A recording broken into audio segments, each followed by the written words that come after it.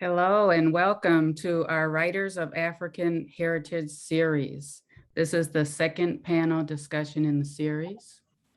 My name is Mary Terrace. I am the founder of Strive Publishing, and Strive is one of 5 publishing organizations with the Minnesota Black Publishing Arts Collaborative.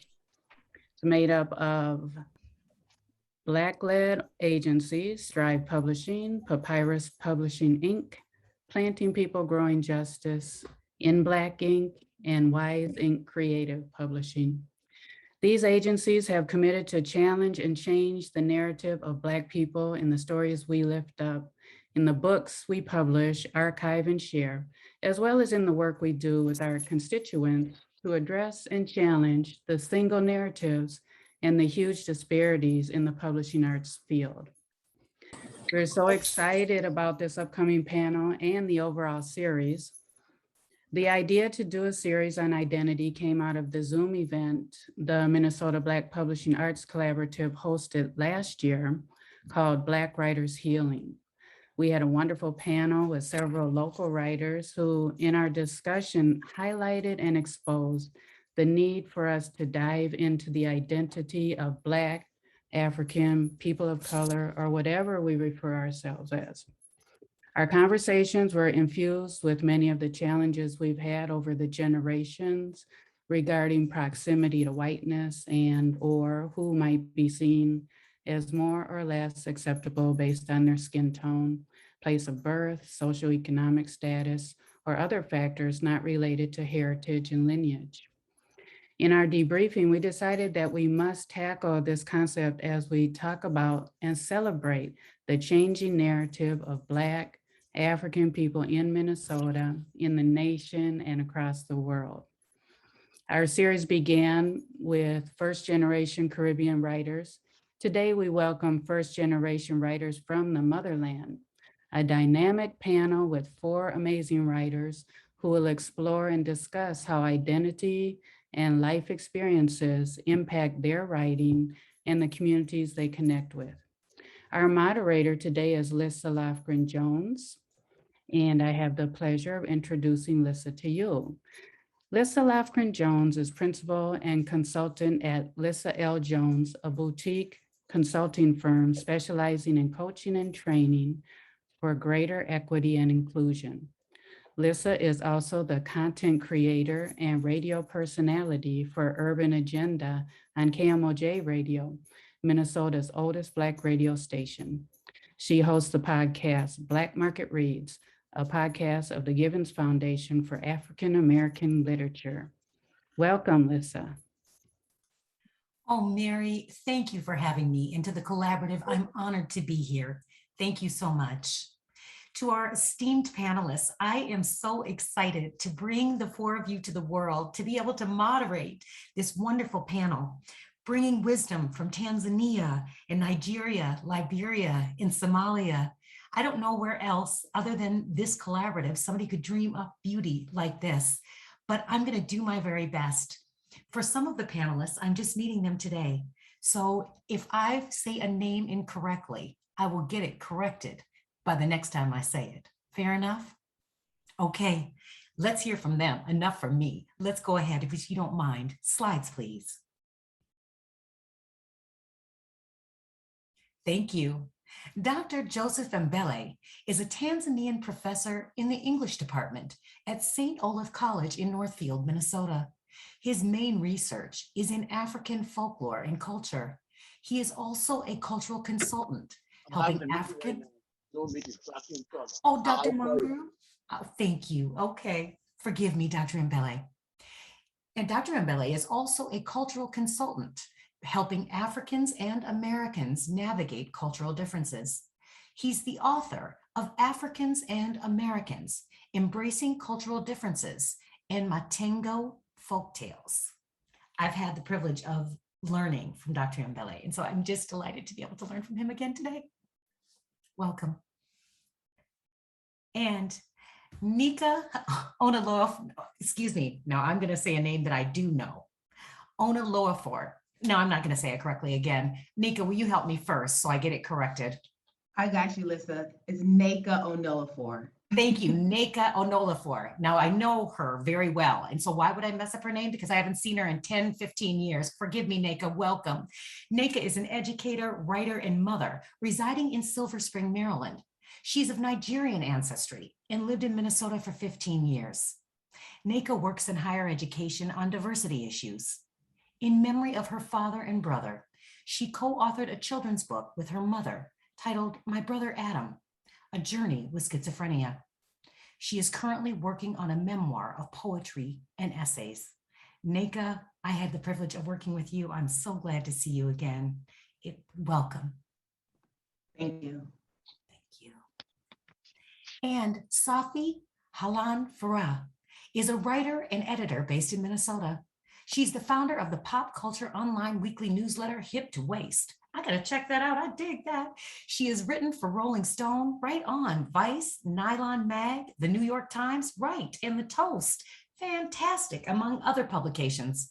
Farah was 9 when her family moved to Minneapolis, home to the biggest Somali population in the US. It is a home I share with you. Welcome. Thank you. Nice to meet all of you today. So glad you're here. And last but not least, Dr. Jesse Mongru is an author, educator, and policy scholar on the US Liberia's political, cultural, and social connections. He's the author of What's Working in Africa and Liberia, America's Footprint in Africa. Jesse Mongru also holds a doctorate in education with emphasis in leadership and change management and organization development. Jesse Mongru is originally from Liberia, and he currently lives in Minnesota. Dr. Mongru, you, Safi, and I share a home, and Nneka was once at home here with us too. Welcome to the panel. Thank you, Lisa. Thank you. Thank you. If I may, could we start with Nneka?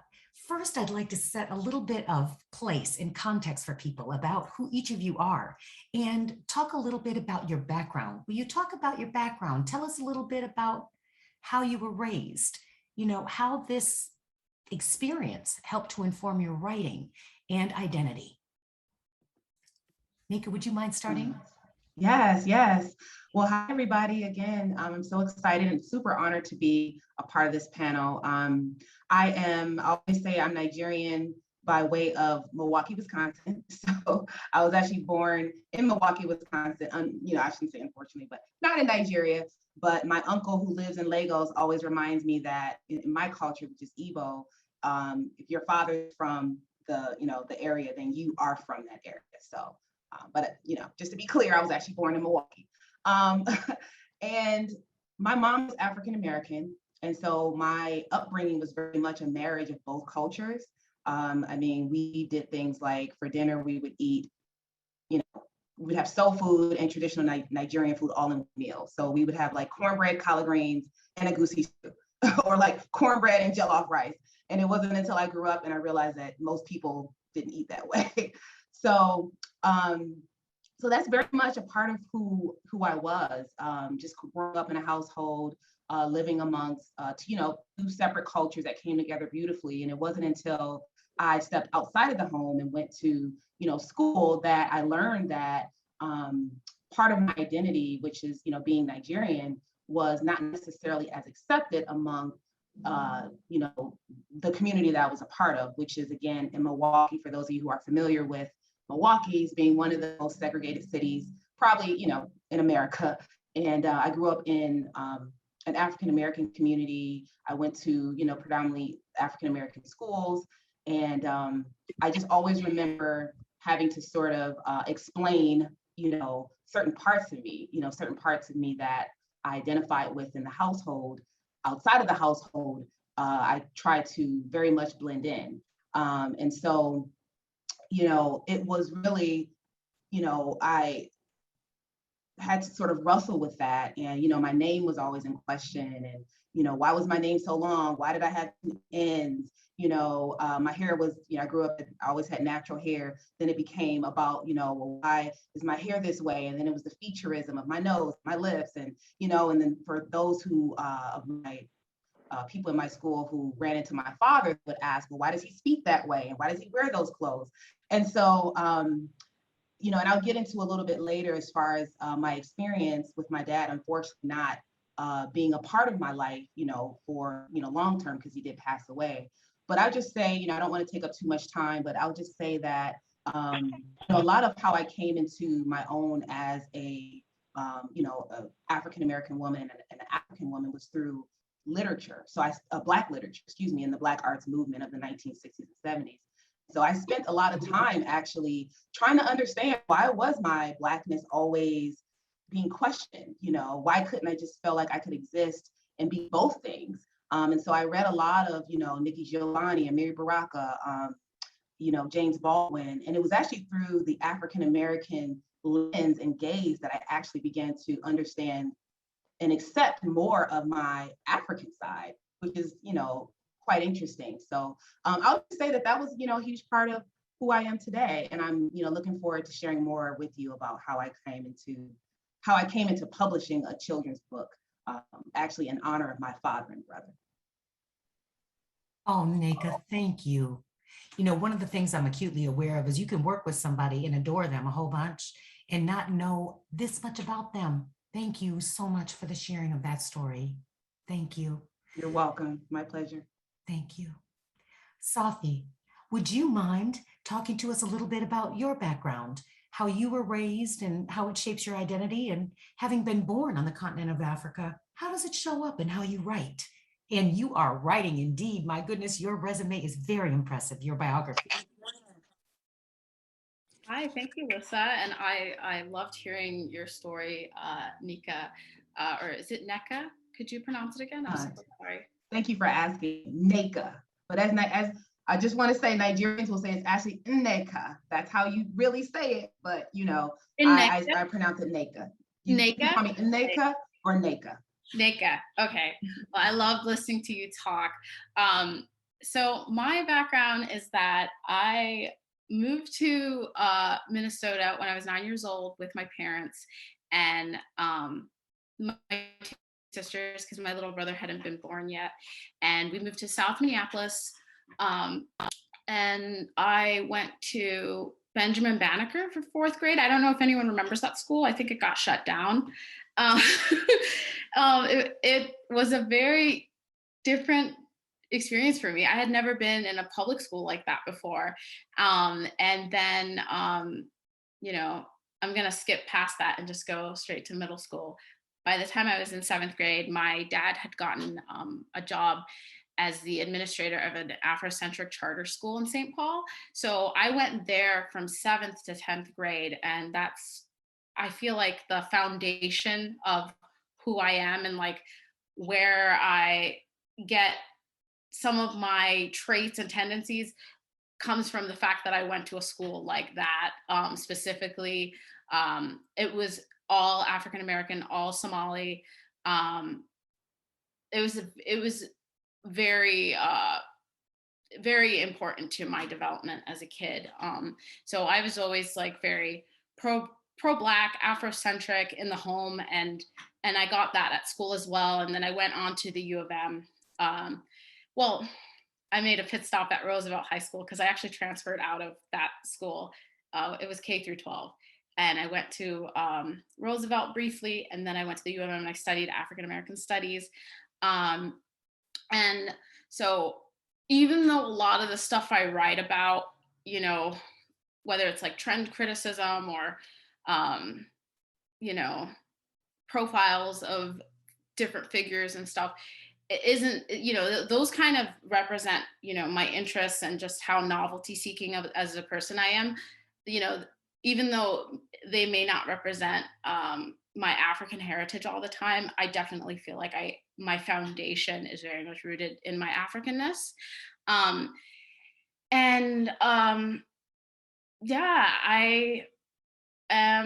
That's a little about me. I'm from South Minneapolis. I'm Somali. I'm really looking forward to this. Oh, this is wonderful. After having read your slide and your introduction, I'm like, okay, I wish I could Google all your articles now, but I will do it after this. That is really cool. Thank you so much and welcome. Absolutely. Absolutely. And next, Dr. Mbele, Would you tell us a little bit about how Africa shows up in your writing, how it influences your sense of identity, a bit about your background and how you were raised, something that we might not know?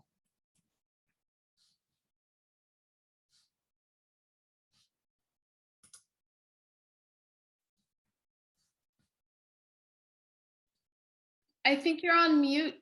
Hanneke, Oh, sorry. Yeah. Oh, I was saying thank you very much, Lisa. I thank the organizers of the panel. And it's a great initiative. I've listened to some of the talks from the previous session, the Caribbean session. And I really think this is a great opportunity for all of us to tell our own stories. It's so important to tell our own stories. And so I'm very grateful about this. I am a Tanzanian. I was born in a rural place in southern Tanzania. And growing up, you know, with those people, my people, as a young boy, you know, helping my father, my mother, you know, work in the fields and raising cows and goats. And everybody looks like me in terms of the color of their skin. We were just, as Americans would say, all Black people, period. The only white person might have been a priest, you know, at the local church, and a nun, you know, priests and nuns from Germany. Those are the only white people, period. That shaped the way I look at the world. I am always thinking like an African. I see the world like an African. I don't even see the color of my skin. I don't even think about the color of my skin, period.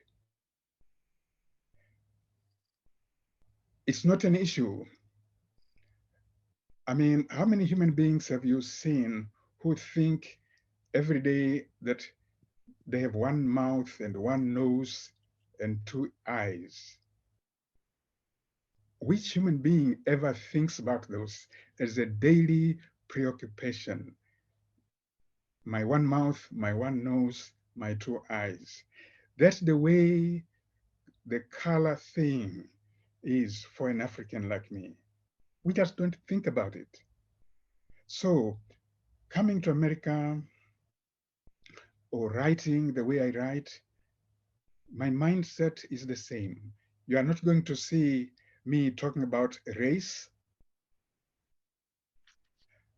I have sometimes had to actually say publicly, I'm not a person of color. I said it in a faculty meeting at St. Olaf College. We were discussing, you know, the campus climate and everything. And everybody was talking about, oh, we have our faculty of color and students of color. When it was my turn to speak, and this is a white school, period, I said, I'm not a person of color. Oh, my Lord. People woke up, they hadn't heard such a thing. Because obviously, to Americans, I am a person of color, but I said I am not. So I needed to have these opportunities to explain why I said those things. So just like Safi was saying here, you know, Safi said she's Afrocentric, and that really is true of me. I interpret the world, I interpret situations, I interpret my relationships with people from an African point of view. So if I have issues, say in my department, if I have a misunderstanding with somebody in this institution, and as I say, they're almost all white, I don't interpret it in racial terms. No, not at all. I just say, okay, we had a misunderstanding with somebody. I know it could have been my fault. I know it could have been their fault. But I don't see it as racial. No, not at all. So it's going to be very hard to let Americans know this. And that's why I say I appreciate this opportunity to tell my own story because if it's an issue of having problems, I have problems with people in my country, people of the same color as I.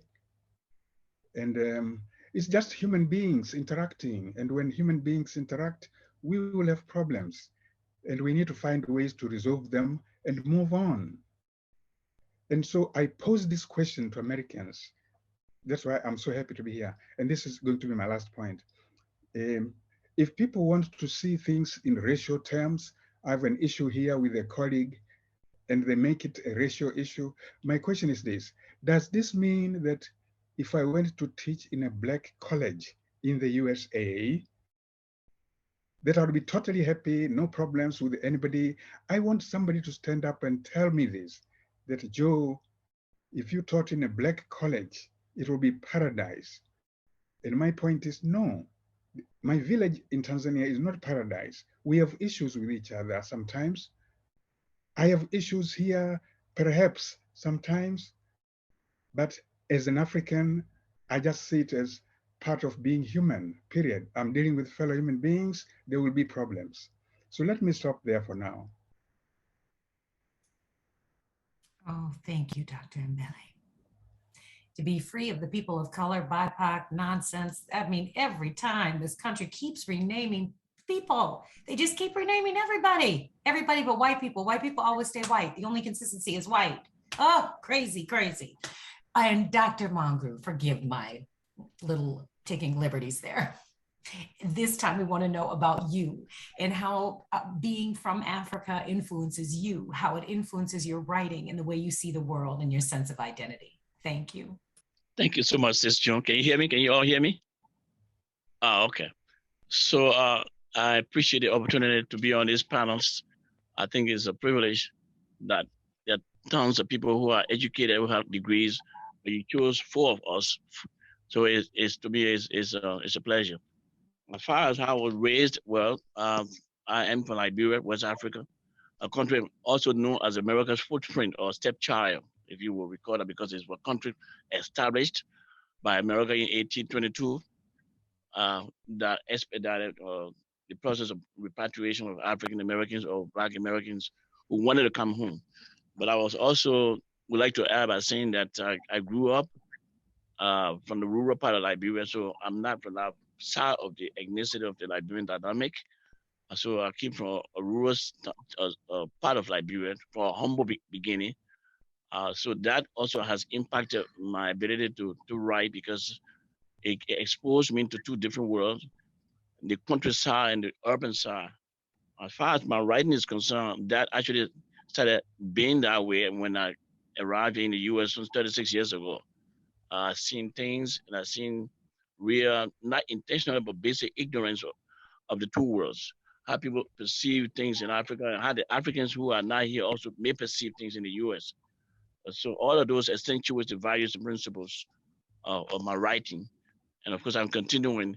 You will see that my background is a little bit just a war, because I sent all my stuff to Liberia, my books, all my everything I have, because I'm moving as president of a new university very soon, next month, in fact. So all I'm waiting for now is just the announcement by the president of the Republic of Liberia, and then I will be going. So I don't have a lot here right now.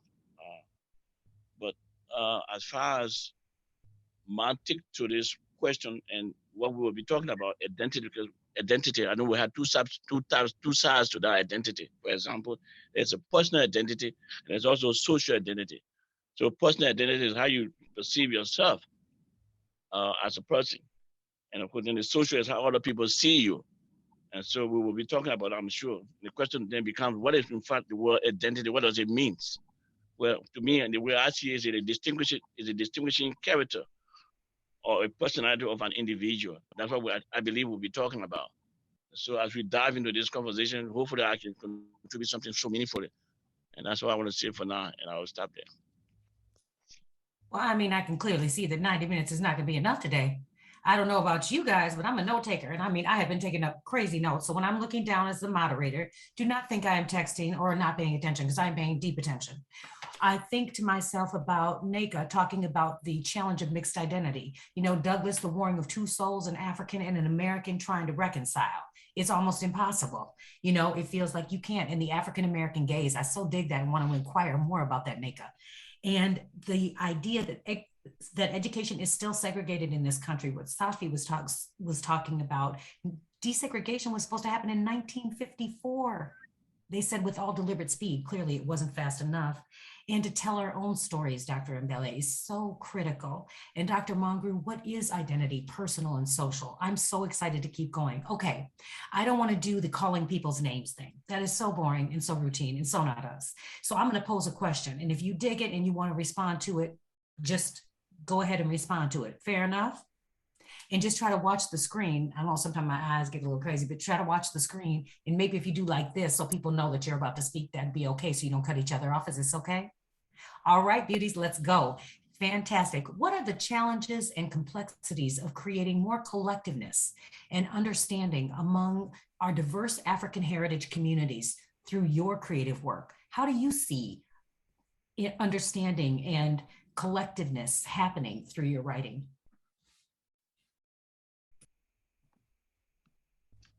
I'm gonna go for that one, Lissa. So I actually really love this question. And I was just thinking about this, actually doing this event kind of forced me to really think through some of these ideas. And, I know that there's no, Likert scale of, Blackness or anything like that. Sometimes I wish there was, because I always think about my experience as being extremely Black. And I'll explain what I mean by that. And I also really quick want to echo Dr. Mbele. I've had the pleasure of going to Nigeria, visiting Nigeria a few times in my life. And it was just such an amazing experience. As you talked about race, and, in America, everything is so race focused, but to be in a place where everyone's Black, like everything is Black. And that was probably the first time that I didn't think about race, like just for that moment. So anyway, I just wanted to say that I really am very interested in, your thoughts around that. But just kind of going back to my experience really quick, a couple quick stories.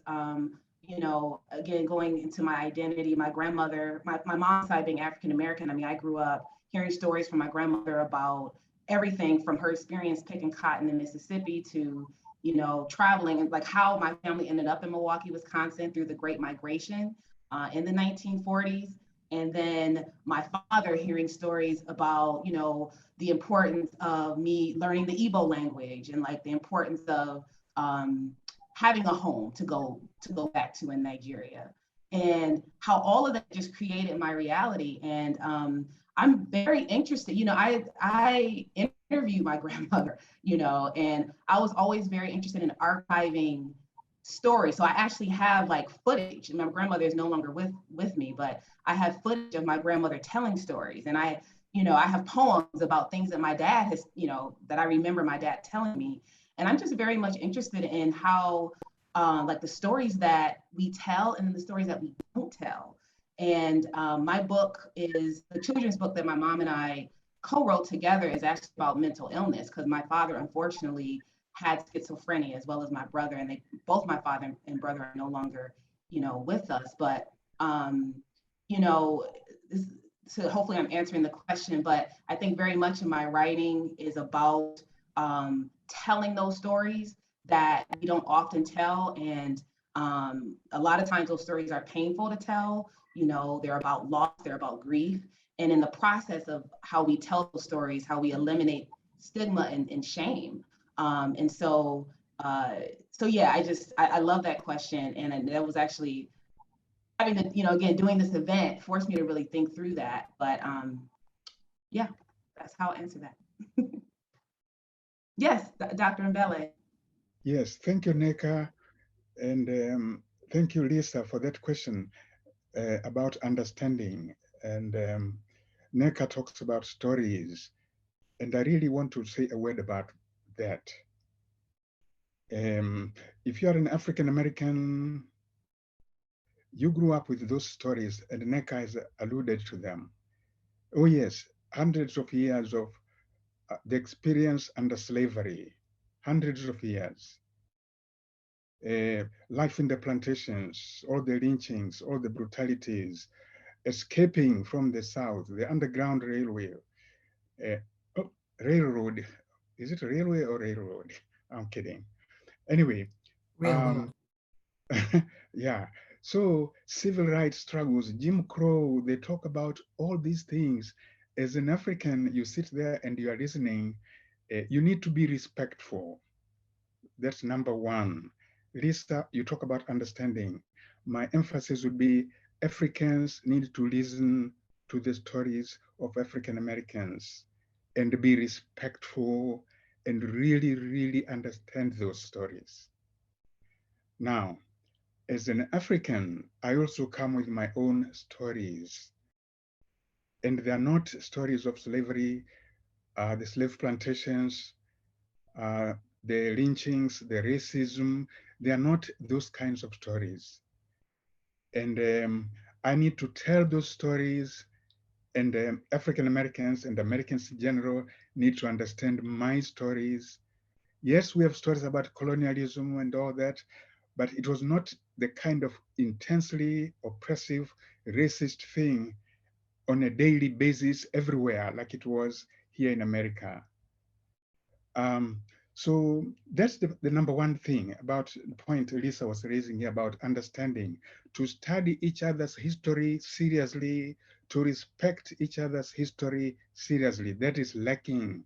There's tremendous amount of ignorance on both sides, a great deal of ignorance. Africans have not done the homework to understand their own history and the history of African Americans. African Americans have not done the homework to really study their history and the history of the Africans. We need that.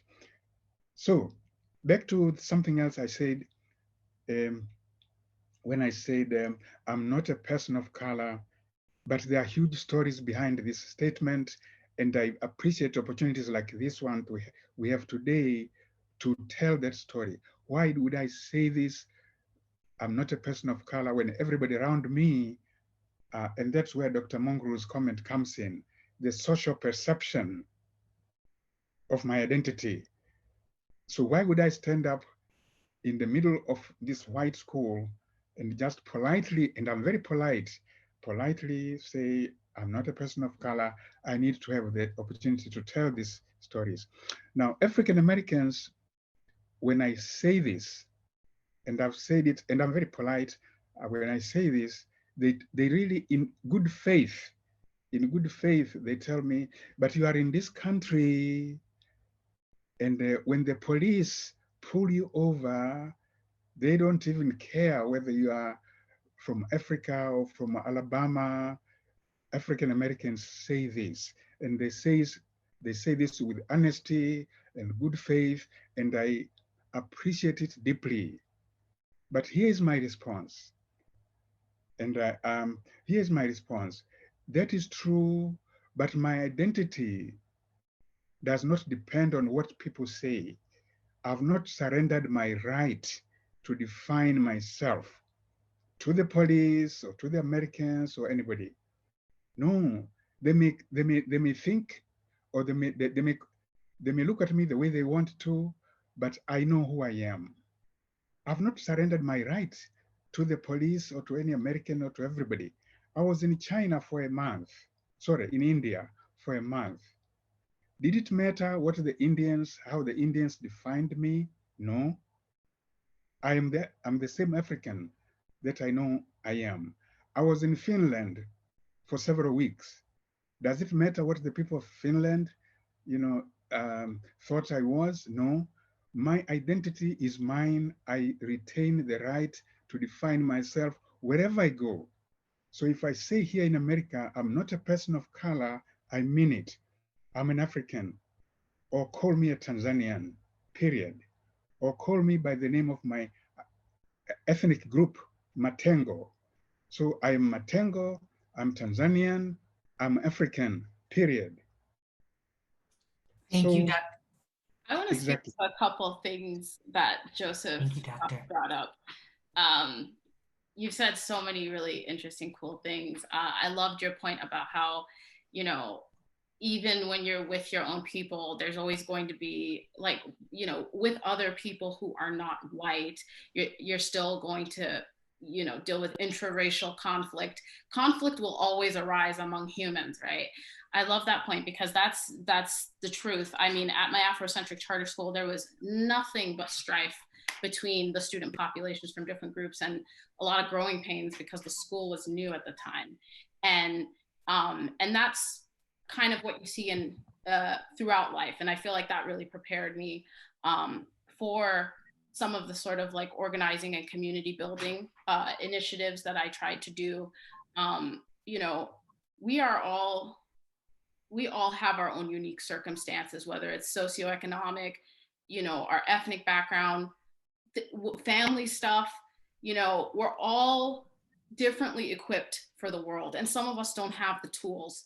And so community, finding community and building with each other, even as Black people, is not easy. And, you know, when you say, you know, you go to you go to India and, you know, you go to anywhere, you're the same person and you're not very self-conscious of your color. You're so grounded in yourself that you don't really think about other people's perception of you. That is such a uniquely, you know, Gen X kind of experience, because that is not the experience of millennial and Gen Z African kids. You know, my experience in elementary school was actually being so hyper aware of my color, my person, just everything about myself that was different from other people. Because something that I don't often talk about is actually I went to white schools before I got to Benjamin Banneker, because, you know, we didn't live in Minnesota immediately. So at those white schools, you know, my experience was the opposite of that. And I grew out of that, obviously, just having been to like predominantly Black schools after 4th grade. But, you know, it's still something. I think by the time I hit college, actually, the reason I studied African-American studies and gender studies at the U is because those departments were less hostile. I actually wanted to study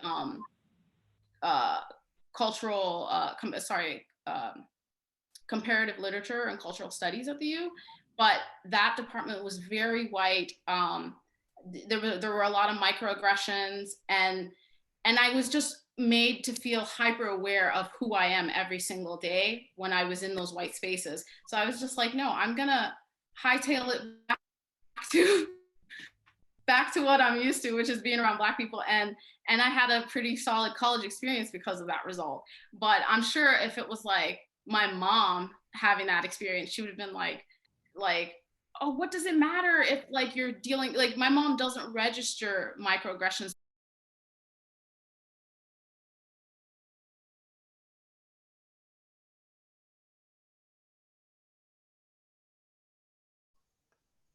I was saying that I would like to, you know, add to what Dr. Mbele and Sis Safa has already said on that question about the challenges in forming a healthy identity and the consciousness. And one of the things that I see happening between the two groups, especially Africans and African Americans, is, and for that matter, among countries, is this ethnocentric nature. Africa has 54 countries, and there are over 55 million Black Americans here in America. As we can come to the point where we can see our commonalities. Maybe that will reduce some of the issues that we are having with identity. Currently, you see if you look on the internet, you see that there are more than 4,000 Black Americans in Ghana, West Africa, one country alone, because they have that policy where they're welcoming the return home policy. Some of that will ease the division and what we have, and we don't know that we have a lot in common.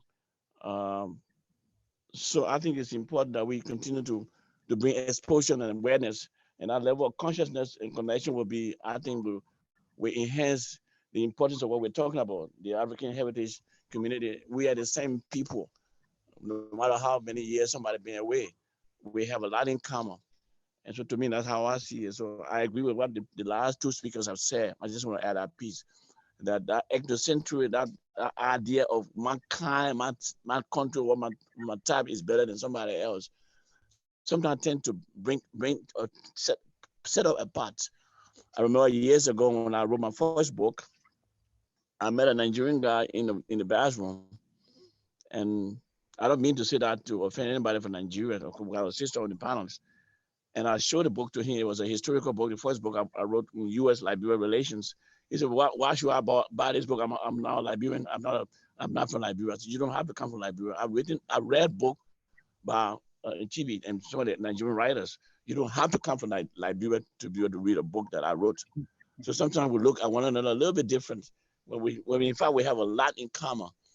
So that's important as we talk about identity and as we talk about creating a conscious connection in this discussion. Well, I thank you, Dr. Mangru. And just so you know, when you're talking, sometimes your phone gets very close to your face, so we're only able to see maybe your glasses. So if you could possibly just keep your phone a little bit away, but close enough to hear you. Yeah, sorry about that. Oh, no, this is not a criticism. We want to be able to see your whole face to hear your testimony. Yeah. Okay, great. Thank you so much. What would you say are the challenges of forming a healthy identity and a more conscious connection to African heritage communities? Nneka, you're nodding your head. Oh, yes, Dr. Joseph, please. Yeah. Speaking for myself, the effort I've made to understand the African-American experience, and it started in Tanzania. I was lucky to be in a country under a government that really cared for our education. We studied the history of struggles around the world. In high school, we studied the history of African Americans and their struggles. We read their books, we read about the Black Panthers and all these things. We welcomed the Black Panthers in our country. There was a time, it was very difficult for Black Panthers here. They escaped, hundreds of them. We welcomed them in our country. So I'm very sympathetic. So coming to the question of challenges, number one thing I would say is this: African Americans have lived under and continue to live under very difficult circumstances. The history of racism and the challenges which continue and the legacies, it's still such an intense experience. There's nothing that we Africans, have lived through that compares to what the African Americans have experienced. That's why I say, number one, Africans do need to understand the history, the legacy, the challenges of African Americans, to be respectful of that. So I think for African Americans, the question of forming identities, defining identity, is much more complicated than for an African like me. As I've said, I don't have challenges. I know who I am. I was brought up that way. I am solidly African, and I take that with me everywhere I go. But I need, and I want to urge all Africans to step back and just listen to African Americans, study their experience. They're going through and have gone through circumstances which we can hardly even begin to understand. And we need to acknowledge this, because I see some of the conflicts that happen are caused by the Africans who just come here and they see this country as a land of opportunity, period. They come, all they know is it's a land of opportunity, and they come prepared to take advantage of those opportunities. They go to school, they're not aware of the challenges. Just like me, as I said, we are not even aware. If I have a problem with a white person, I don't see it as racial. So I just forge ahead, do my work the following day. We are different from African Americans. So I don't want to make some kind of challenges when it comes to forming or sustaining our identities. Anyway, let me stop there. For African Americans, it's very difficult, and we need to just understand that and be respectful. Thank you, Dr. Mbele. Nneka, I think you wanted to make a response, and then I'm going to open it up to the audience for question and answer. So if you give it just a moment, Nneka, please. Thank you. Yes, and thank you for that, Dr. Mbele. It was so well said. And for everyone, I'm learning so much from everyone's statements. And I just kind of want to add to that, you know, in terms of the challenges and the complexities and things like that, you know, for me, I just go back to, you know, I channel my father's experience, again, him being Nigerian, living, you know, moving all the way from Nigeria at 18 years old to study engineering in Milwaukee, and, you know, starting a family and being a homeowner and just chasing the American dream. And then what happened with him falling mentally ill, developing schizophrenia. And I just remember, you know, of course, you know, not to get into the, you know, what causes schizophrenia, no one really knows, but I know he dealt with a lot of emotional turmoil just as far as trying to assimilate to this culture. And he didn't, you know, and then the loss, as I spoke of earlier, the loss of him, you know, creating a life here in America and being away from his family, all of who lived in Nigeria at the time. And I think about that, and I think about the writing, you know, when my mom and I came together to write My Brother Adam, which is actually a story about my brother who also had schizophrenia, but it's, you know, in honor of my father as well. Some of the conversations I had with, you know, with African Americans and with Africans, and particularly with Africans, I mean, in Nigeria, I mean, I have family members who knew my father to this day who will not acknowledge and refuse to acknowledge that my father was mentally ill. And so just the way in which we, you know, again, sometimes don't understand certain aspects. I mean, you know, there's so much, if you look at the African-American canon and all the amazing, beautiful literature we have about racism and, you know, just things that we've gone through, if we look at that, there's a lot that's actually missing. There's a lot of stories and there's a lot of things not talked about. And it's, you know, even to this day, you know, like I said, I'll talk with my uncle who lives in Lagos, and he'll describe my father as being totally normal. And, you know, and he'll go into like voodoo and all these things, and he'll never actually say mental illness or mental wellness or mental health. Those things are not part of the vocabulary. And so I just, you know, want to, in terms of my writing and what inspires me is, you know, how can I, you know, with full vulnerability, sort of open a conversation that's maybe not happening as much amongst African Americans and, you know, also in the African community, and how can I foster more understanding and more discussion? So that very much inspires me, just thinking about, you know, just thinking about the things that we don't understand. It takes a great deal of courage to talk about, to write about things that nobody wants to talk about or write about. And we are acculturated in many ways as a part of our disruption from the experience of enslavement, acculturated to be quiet. Don't tell about your pain, don't say it, don't talk, don't do it. And that is very detrimental to our mental health, to our physical health, to our well-being. You imagine yourself some kind of something mentally ill when you have to deal with something mentally ill like the creation of whiteness or white supremacy. Those are pathologies in my experience. If you'd like to ask a question, please just raise your hand so we know you'd like to ask a question. Otherwise, I will ask one last question of the panelists. Or it may not be the last question, but, well, thank you. What is your challenge when you first started writing your first book, you know, like our literature? How was that process? That's kind of my question. I'll speak to this. So my experience is a little different because I went into journalism, having not went to J school. So I kind of had to figure out my entry point without the structure of, you know, teachers and all of that. So I had to do a lot of sleuthing online and just Googling things, but, and there is a lot, it feels like a lot of, there's a lot of mystique around some of some of the stuff that I now know how to do really well, like pitching, because you can Google something like that, but you're going to get so many different methods from so many different people, from so many different backgrounds. And I knew I had to get in community and actually talk to people who have way more experience, who've done this, to figure out like what the real, the real way to do something is. And it turns out the real way varies. But unless I had gotten into community, I wouldn't have learned that. So and in the beginning, it was really hard to meet people who already have the experience. And so thankfully I found like this online group. I don't know if it still exists. It's called like Binders Full of Women Writers.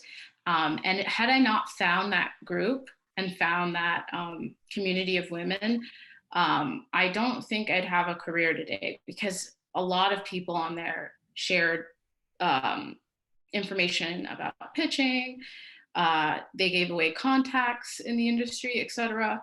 And yeah, I think that that was a really hard part, just getting, finding people who have already done the work, who can kind of impart information to, younger people starting out.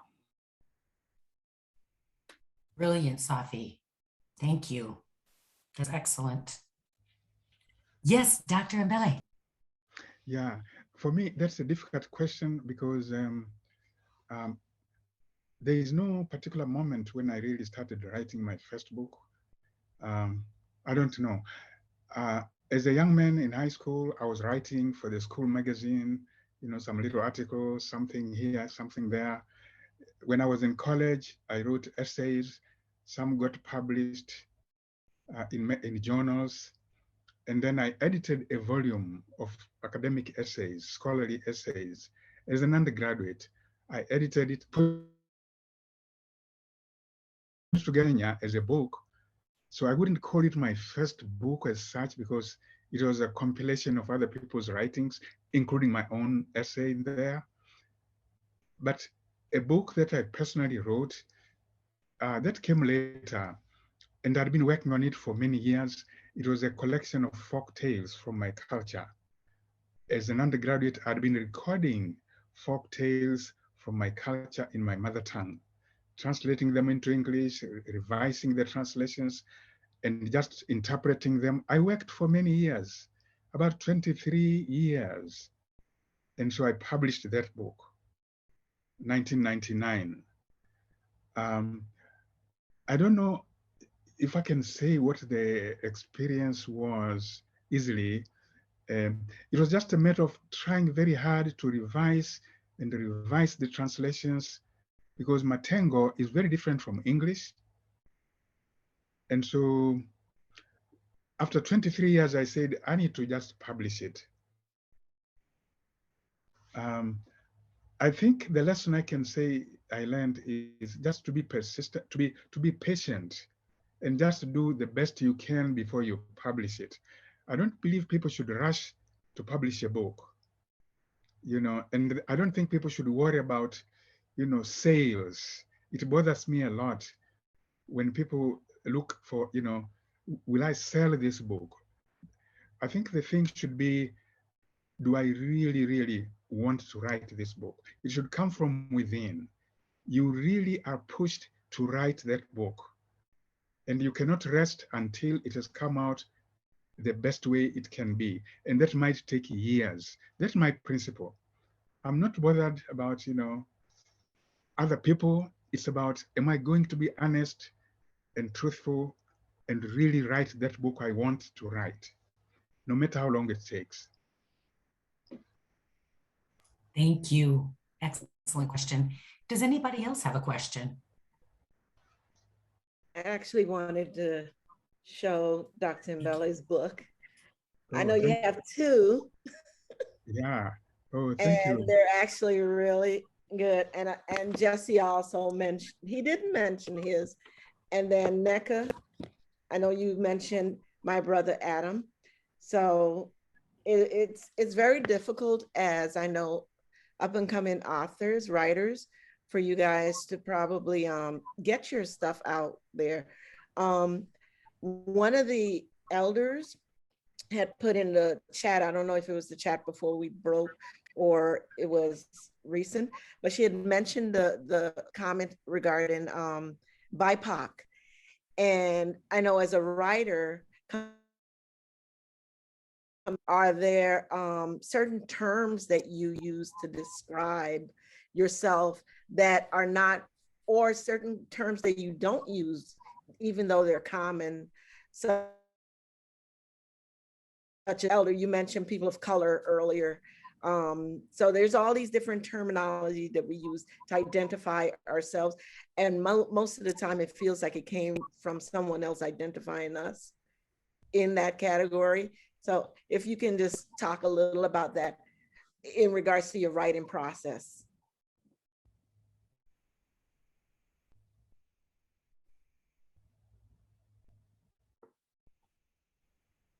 Oh, is that for everybody? That's for everybody. You guys Yeah. are too courteous. Jump in. Yeah. For me, as I've already said, the need to say who I am does not even arise. I just understood my Africans and Americans embracing cultural differences. It's my most popular book. After I wrote it, after I published it, I began thinking, look, here I am talking about my experience of America. I'm talking about my experiences in America, and I'm not even talking about racial issues. And I'm quite sure if an African American had written that book, a lot of it would be about racial experience. So that's in a way, that in a way answers your question that I'm not even self-aware when I write the book in terms of who I am. But after I finished it, I've realized I actually spoke like an African who is basically oblivious to issues that would be very central to an African American. So not being aware of who I am as a writer, basically, apart from the fact that I'm just being myself as an African and talking about all those relationships and situations as an African experiencing America, without using the vocabulary, the terminology, and the concepts that are so familiar to Americans. Thank you, Dr. Mbele. If we want to get a copy of your books, where can we find them? Oh, they're all over online, Amazon, but www.lulu.com.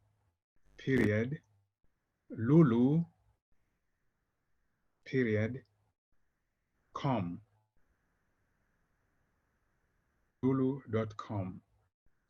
www.lulu.com. Thank you, Dr. Mbele.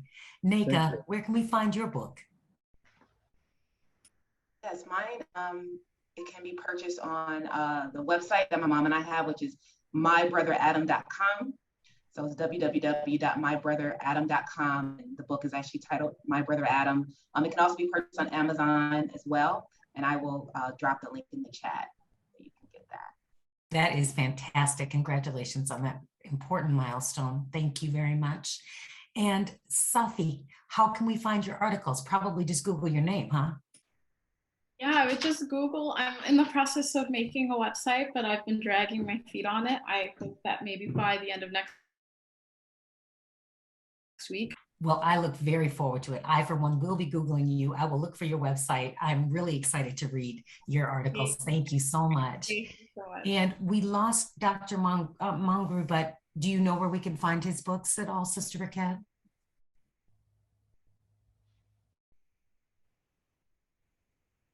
Sorry.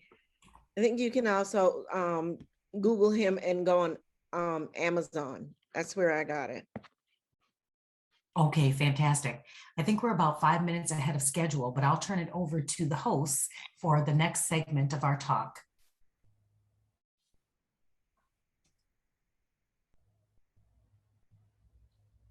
I must say, I want to commend the group about how you recovered today. It has, I mean, that was not easy. Safi told us it could have been worse. I'm like, Safi, if it was, I don't know if I would have been really shook. You know, that just was enough because all of a sudden it just came out of nowhere. Wasn't that terrible? Does anybody want to talk about that before we turn it over? It was terrible. It was shocking. I wasn't sure what was going on. I was like, was my computer hacked? Is this something happening within the Zoom where somebody's like Zoom bombing or whatever? Like it's not like I left myself. I was actually kicked out of the Zoom and I don't know what happened there. Did you guys end the whole thing abruptly or something? Yeah, no, I had to end it. Oh, okay.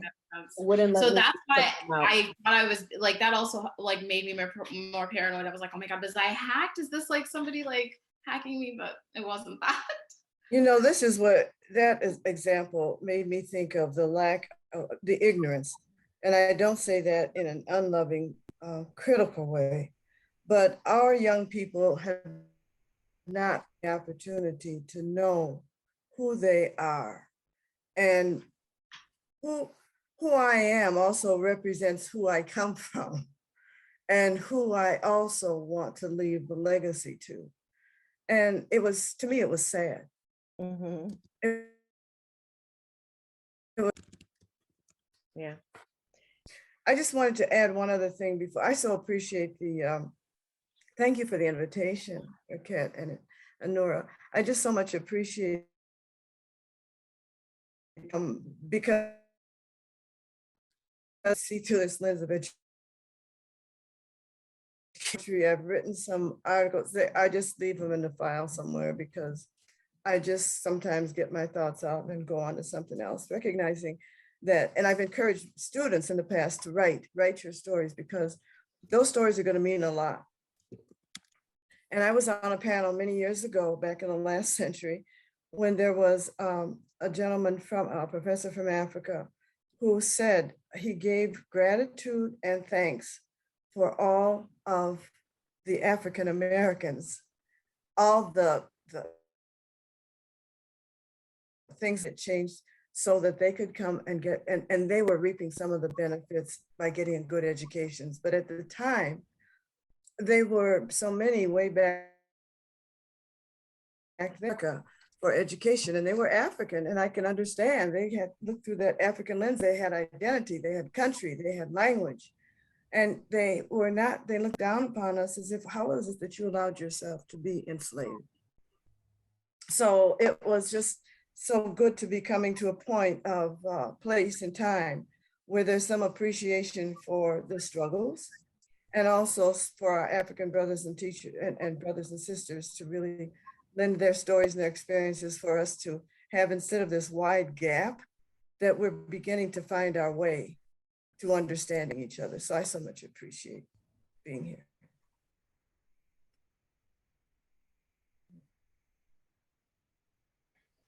Well, thank you everyone for participating and joining us today. Mary, it looks like, is it Brother Holly had Yeah. his hands up? Oh, Oh, okay. yeah. Excuse She me. could go. She could go. I could go after her. It's fine.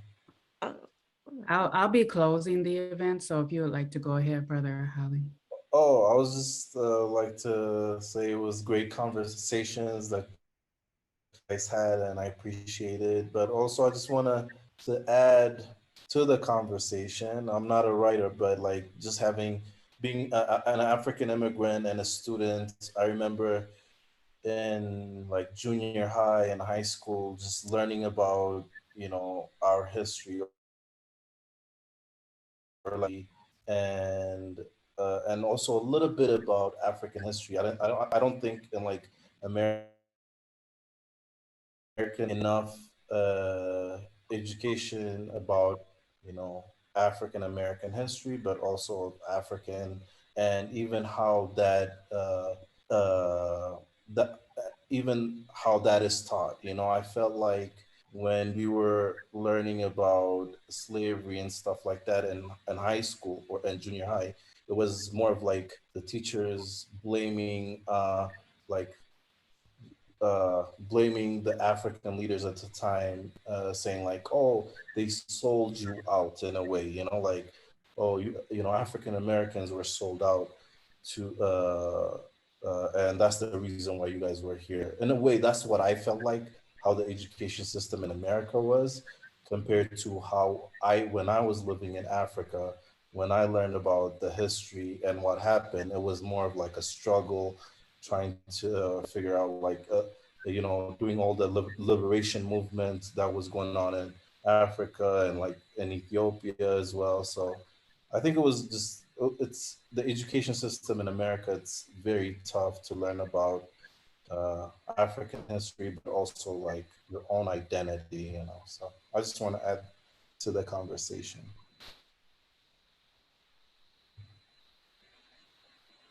Nice. I just wanted to echo one sentiment that I know Elder Mary Kay, you mentioned in regards to, the last statement, just in regards to the identity piece. I mean, when you say it was sad, what happened with the bombing, which is a separate piece, but it's kind of like almost there's symbols that we see in our work where, the confusion of our people is just really great. And so the clarity that I think we're really seeking comes from what you write about, Nneka, and what you, Safi, or, what you all write about. And that shapes the perception of who we are and help so that they can own that without making it a joke. And I think the whole concept of identity for us it's huge. It's huge. And I think we sometimes diminish it by not acknowledging how, these experiences tie into who. One piece that you also mentioned, Dr. Mbele, in regards to you wrote your book at, like you said, like an African, and you didn't think about, the race and, some of those other issues that I can't write without not thinking about it. So it's like, there's this filter, and I was not born here, but my education was here in terms of, through my dad and through the processes that I've gone through coming from, another country, moving here and being able to live as an African in America, because you just need one generation, and we're all African Americans. Whether or not you have an accent, that's usually the only thing that separates people's understanding of who we are. And so just this whole concept of having the freedom and the security to write without, that race piece cloud in our minds, it's beautiful. And I think we really have to call that in our writing too, to say that, I have a level of clarity, or I have a level of healing processes that's happened so that I can do that again. I haven't gotten there yet, but it is something that I hope, writers like you will share with the world so that, we get all those perspectives. But thank you. Yeah. Yes, okay. So thank you everyone for participating today. This was our second in a series. We have 3 more sessions left. Session 3 will be Writers in the U.S. for 25 Generations and Identity. That's in October. Then in November, session 4 is Writers Raised by Multi-Ethnic Parents and Identity. And then in January, our 5th and final session will be a dialogue with Dr.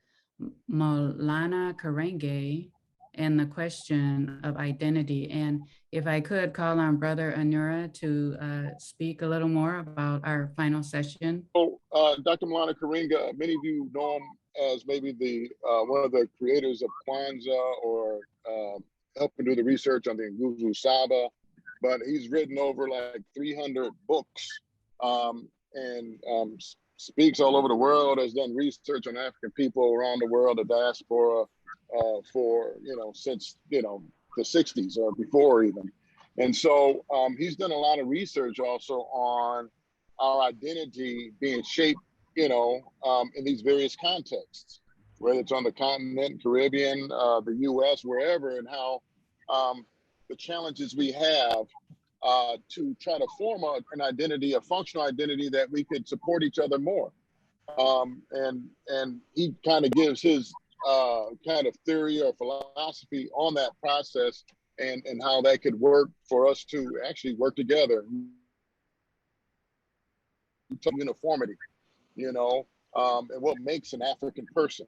We have African people across the world, but what makes us African, but yet different, and so he's a dynamic speaker, and we're going to have him in dialogue on that last session. So it should be really fruitful. I just was a privilege to serve. I've learned so much. I have so much to teach, and now I've got so much to read. And so thank you, each of you. And thank you to the collaborative for letting me be the moderator. I'm very grateful. Thank you, Lissa, for Thank you, everybody. This has been an honor. I was really just elated to be asked to be part of this, and I'm glad I got to listen to your perspectives. I hope we can all keep in touch. Thank you all, and Lisa, thank you for moderating this so well. Again, thanks my fellow panelists. I've learned a lot from all of you, absolutely.